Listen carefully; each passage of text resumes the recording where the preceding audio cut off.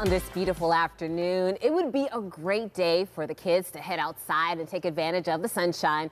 But with busy schedules and increased screen time, we know a lot of families aren't moving like we should. That's right. Did you know about 1 in 5 children has obesity? And in many cases, obesity can increase their chances of having heart-related issues in the future. It's a really important topic that we want to talk about today. There are some ways to stay heart healthy.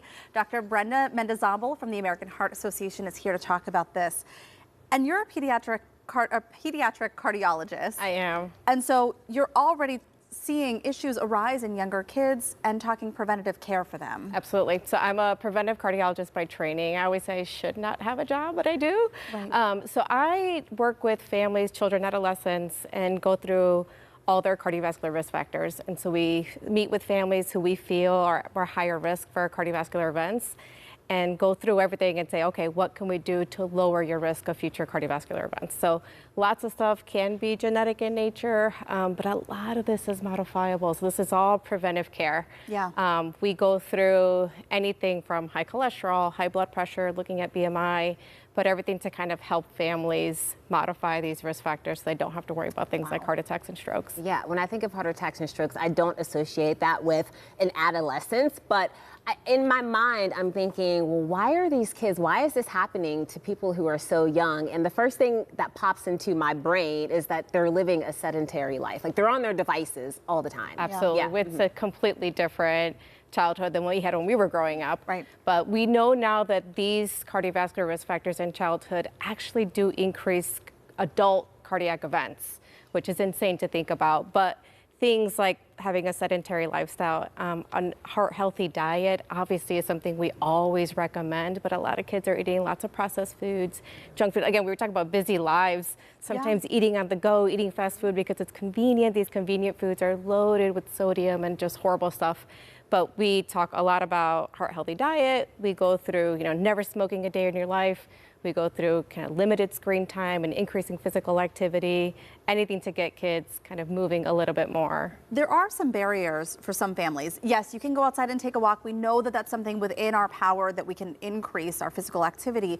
But we know that there are food deserts. We know that there's poverty where maybe even having the access or the means to afford healthier food can be difficult, and then again lead to some of these issues like obesity. Absolutely. It's difficult. I feel like I wish I could give the same recipe to every family I talk to, but it's not. It's very family dependent. What are their barriers? What are the social determinants of health for every family to be able to say, yes, eat more fruits and vegetables? It's not that simple. It's not that simple for some So we families. really do. Sometimes we'll sit and say, okay, where is the nearest grocery where you can get fresh fruits and vegetables? Where is the nearest park?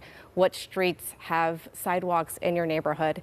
But things like kind of moving inside, I have lots of like indoor exercises for families. I'll recommend things like having a dance party at night with the families to get the whole family involved, just to get kids up and moving. Yeah, and you do have some sort of a recipe to help people live a healthy life. It's called your Life's Essential 8. Tell us about that. Yeah, it's amazing. So I talk about Life's Essential 8 with my families every single time. So it's 4 health factors and then 4 health habits. So the health habits are a heart-healthy diet, being physically active. We talk about never smoking a day in your life and good sleep hygiene, which is amazing. And then the 4 health factors are making sure that you have normal blood glucose, normal blood pressure, a normal BMI, and cholesterol. So we go through all of those 8 things with every single family I talk to, because these are modifiable things. These are things we have total control over. Right. What is something that if somebody's watching at home right now and they say, this is something I need to incorporate today with my family, what is one thing they can start doing right now? Honestly, I think moving. Moving is, Yep, and this weekend is a perfect opportunity. We talked about having beautiful weather. We have our Heart Walk on Saturday morning at Hartwood Acres. It's really the perfect time to bring the whole family, learn how to do hands-on CPR, learn about heart-healthy eating, learn about just moving and being active and feeling what it's like to have our heart rate up and sweating a little bit. Thank you so much. Really great tips. Yes, thank you. Yeah.